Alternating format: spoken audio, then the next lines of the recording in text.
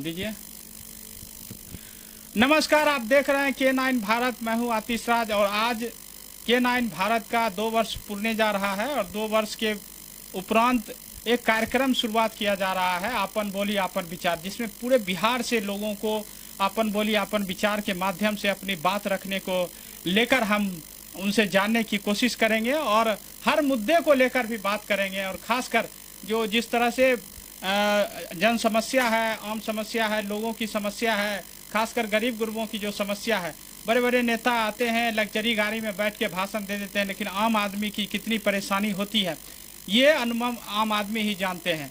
जितनी भी सरकार की योजनाएं चलती है वो धरातल पर ठीक से पहुंच नहीं पाती है, जिसका नतीजा है कि लोगों को जो लाभ मिलना चाहिए वो लाभ नहीं मिल पाता है। चुनाव आते हैं तो वोट मांगने के लिए नेता चले आते हैं, लेकिन होता क्या है कि जब वोट लेने के बाद नेता उसके दरवाजे पे नहीं जाते हैं। इसी को लेकर हम आपन बोली आपन विचार एक कार्यक्रम रखे हैं और इस कार्यक्रम के माध्यम से लोगों से जानने की कोशिश करेंगे, हर क्षेत्र से लोगों के जानने की कोशिश करेंगे। आज हमारे साथ आपन बोली आपन विचार कार्यक्रम के पहला एपिसोड में आज हमारे साथ हैं समाज सेवी कहें या नेता कहें या आम लोगों से हमेशा मिलते जुलते रहे हैं।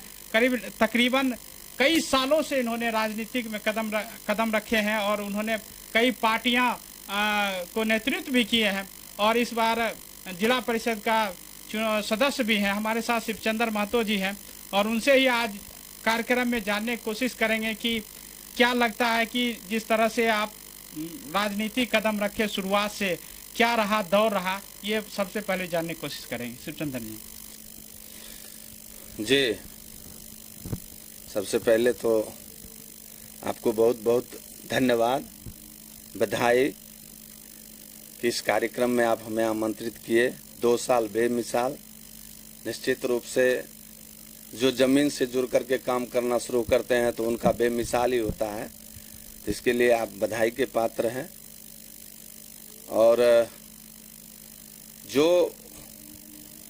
जो चीज़ें आप कर रहे हैं कि निश्चित रूप से गांव तक लोगों को सही जानकारी और सही समस्या, यानी जब जानकारी होगी तो समस्या की भी जानकारी होगी, तो उसको आम आवाम तक पहुंचाने में आप जो अपनी भागीदारी निभा रहे हैं उसके लिए बहुत बहुत धन्यवाद। और जिस बात पर हम लोग अभी हैं, नहीं, सबसे पहले राजनीतिक कदम किस तरह से आप पहला कदम कैसे राजनीतिक में आए? देखिए, राजनीति में तो हम 2000 में आए। 2001 में ही हम हमारे उस समय चूँकि नीतीश जी से, और जो कि उनका उस समय जो उनका कद था, ईमानदारी में, नेतृत्व क्षमता में, लोगों के जनहित में बोलने का और ईमानदारी में तो खैर उनका मिसाल था ही, तो उनसे प्रेरित होकर हम राजनीति में कदम रखे और उसके हिसाब से हम समझते हैं कि हमारा सफल रहा राजनीतिक कदम। चूँकि मात्र 5 साल के बाद ही 2005 में हमारे नीतीश बाबू मुख्यमंत्री बने, तो हम समझते हैं सफल ही रहा। 2-4-5 साल की मेहनत के बाद वो मुख्यमंत्री बने और हम बहुत संतुष्ट हैं। संतुष्ट इसलिए हैं कि उस दल में जाने के बाद जो हमें लगता था कि नहीं, एक अच्छा लोग नेतृत्व करने वाले होंगे तो आम लोगों का हित का काम होगा, तो निश्चित रूप से हुआ। प्रथम पंचवर्षीय में जिस समय जिला से लेके, प्रखंड से लेके, जिला से लेके राज्य तक 20 सूत्री का गठन हुआ था, हम उस समय 20 सूत्री के सदस्य भी थे।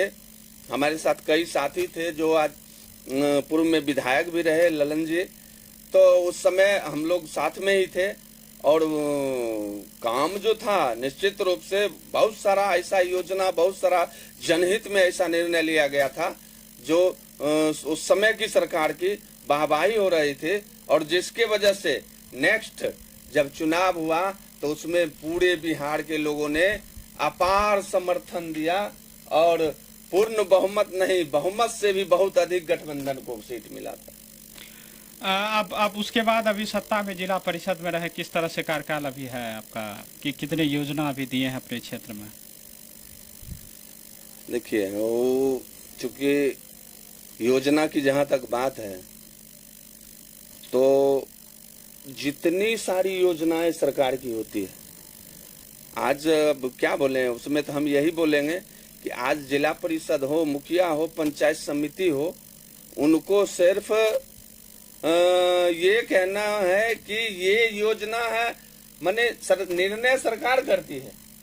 आप जनहित को देख करके, लोगों के हित को देख करके आप नहीं लिख सकते।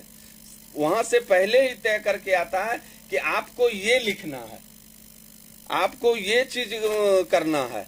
तो उस परिस्थिति में जो भी योजनाएं आई है, हम समझते हैं कि उसके हिसाब से हमारी एक एक योजना जरूरतमंद, और जो क्षेत्र में विकास नहीं हुआ है, जहां गरीब गुरबा लोग हैं, उस क्षेत्र में, चाहे वो पीसीसी ढलाई हो, चाहे शौचालय का निर्माण हो, चाहे यात्री शेड की बात हो, तो इस तरह की जो योजनाएं हैं वह हम निश्चित रूप से जहां एकदम अत्यंत जरूरत है वहां हमने दिया है। और उसमें तकरीबन हम समझते हैं कि अभी तक 20 योजना दिए हैं, जिसमें से 7 से 8 योजना पूर्ण हो गई है। 12 योजना अगले 5-6 महीना में पूर्ण होने वाले हैं। एक सबसे सपना क्या था आपको अपने क्षेत्र में, बड़ा योजना, वो क्या पूरा हो पाया है? बड़ा योजना अभी पूरा नहीं हुआ है।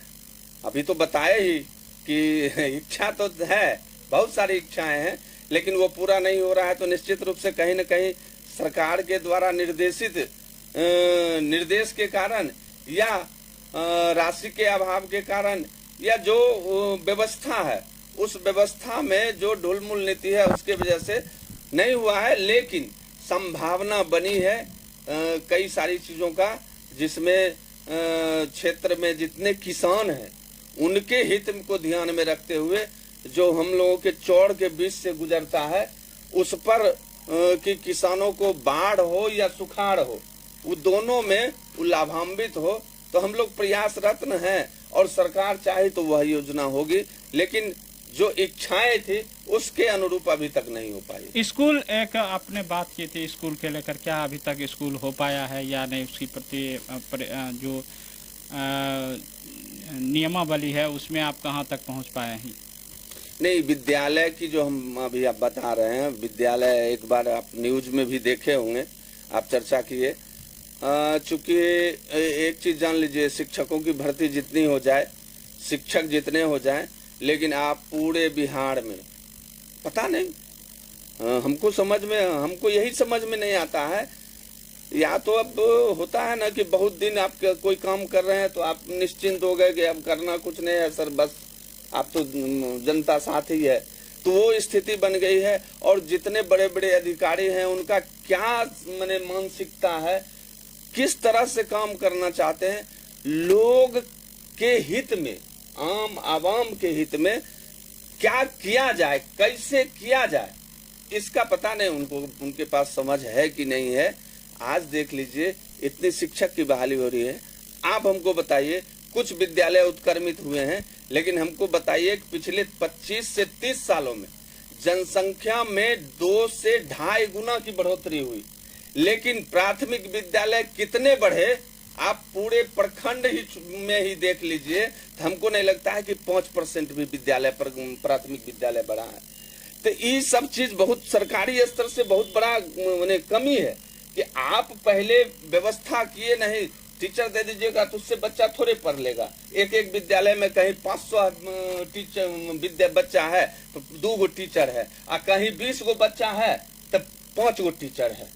ये व्यवस्था है, और जो प्रखंड के या जो जिला के अधिकारी चाहे हमारे पास आवे, हम उनको जाके बताएंगे कि कहाँ क्या व्यवस्था है। 20 गो बच्चा है वहाँ 2 टीचर है, और जहाँ 500 बच्चा है वहाँ 5 गो टीचर है। तो ये व्यवस्था को देखते हुए हम प्रयास किए हैं कि हम बिसर स्थान में एक प्राथमिक विद्यालय हो, और उसके लिए हम प्रयास किए हैं। तो वहाँ के माननीय प्रखंड विकास हमारे श्रीमान प्रखंड विकास पदाधिकारी और माननीय प्रमुख साहब और प्रखंड के बीईओ सब लोगों ने सहमति जताई है और अग्रतर कार्रवाई हेतु भेजे हैं। हम प्रयास करेंगे और उम्मीद करेंगे कि सरकार के द्वारा उसकी स्वीकृति हो और वहाँ गरीब गुरबा के बच्चे का भविष्य उज्जवल।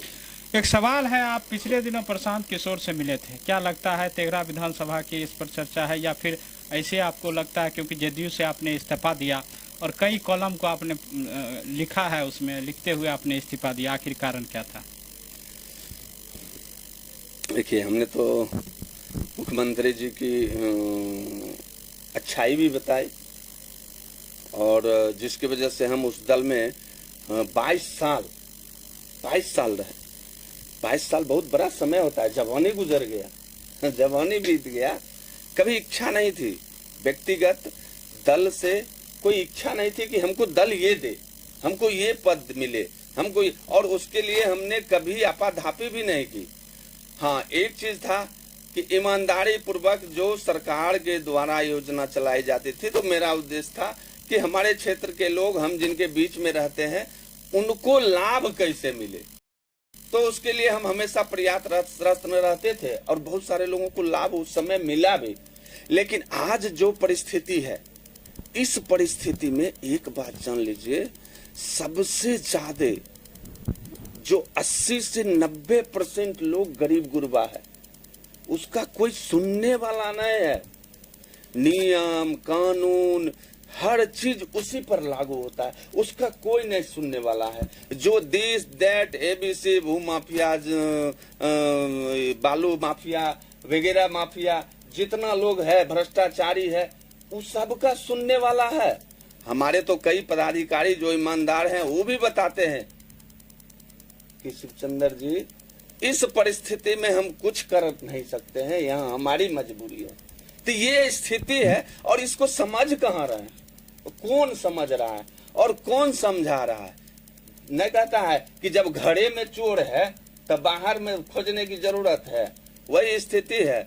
और एक बात है कि हम बहुत बड़का नेता नहीं हैं, लेकिन कम से कम जहाँ हैं वहाँ के लोगों के लिए हम हैं और उनके हक हकूक के लिए, उनके विकास के लिए, उनके शैक्षणिक उत्थान के लिए, उनके आर्थिक उत्थान के लिए, उनके बौद्धिक उत्थान के लिए हम हर समय तत्पर रहे हैं और हमेशा रहे हैं। एक सवाल है, प्रशांत किशोर से मिले थे, क्या लगता है आने वाला समय राजनीति में आप प्रशांत किशोर के साथ जाएंगे?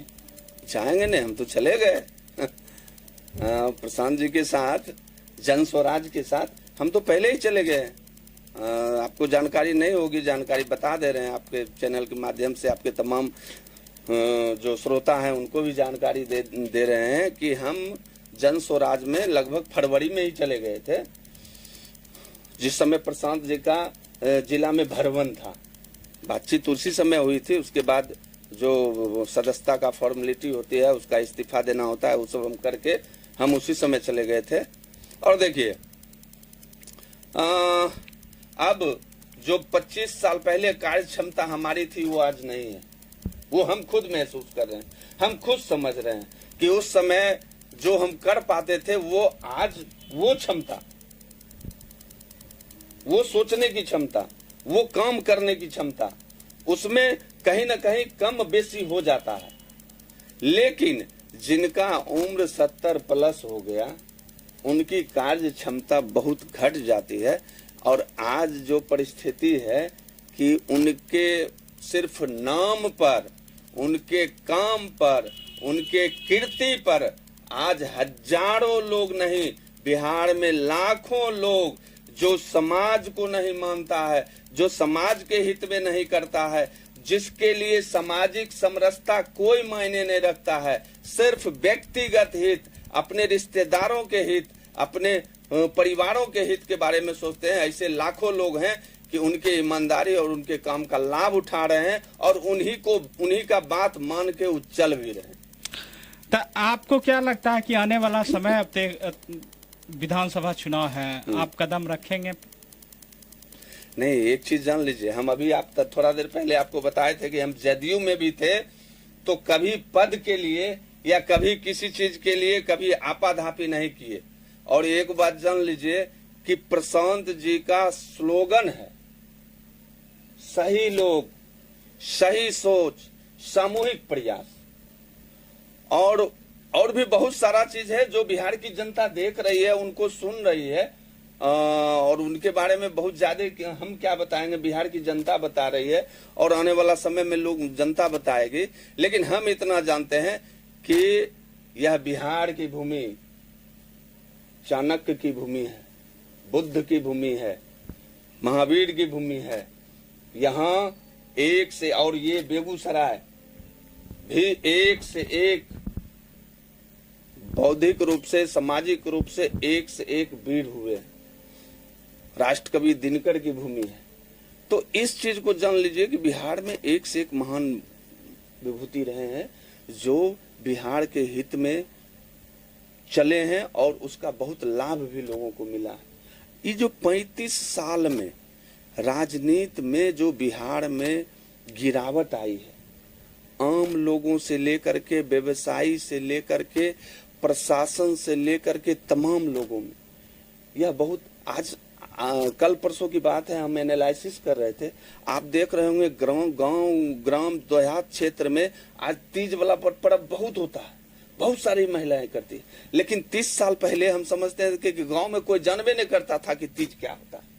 तो उसी तरह से ये राजनीति में जो 30-35 साल में हुआ है, ये 30-35 साल में राजनीति में बहुत बड़ा गिरावट हुआ है। उसको क्या कहते हैं, राजनीति का डिफिनेशन बदल गया।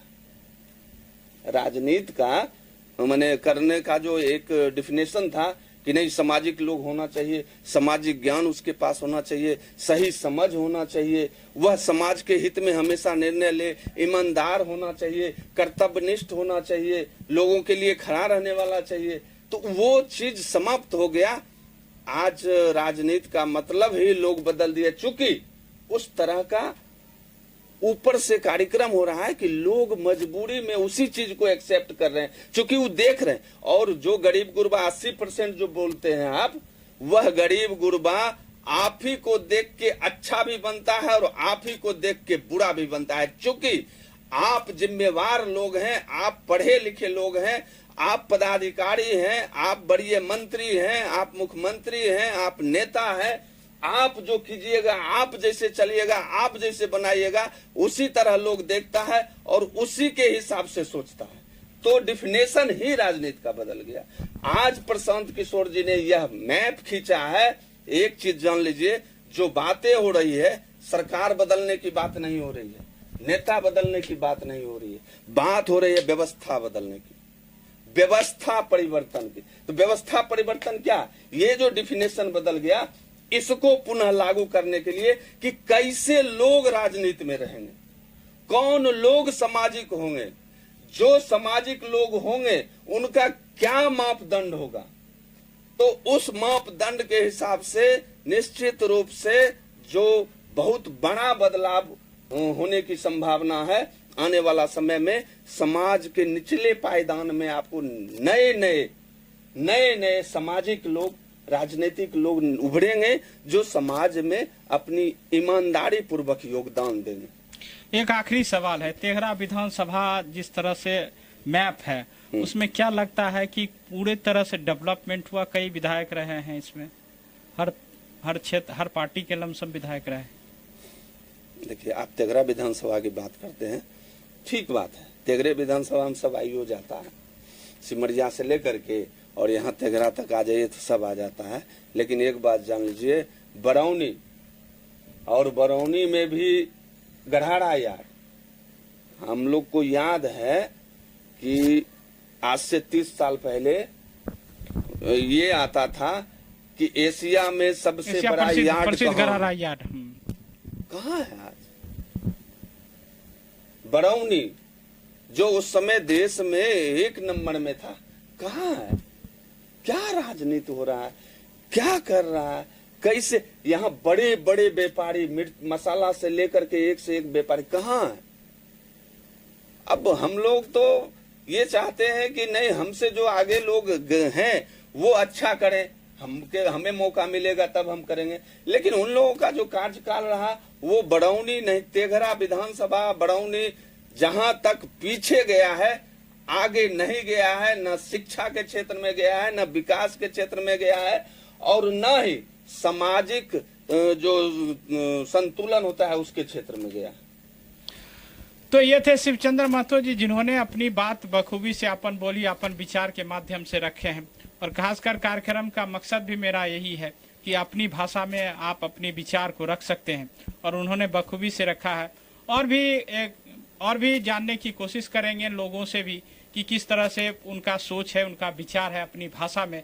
अगले एपिसोड में किसी और के साथ हम फिर से मुलाकात होंगे। फिलहाल दीजिए हमें इजाजत। नमस्कार।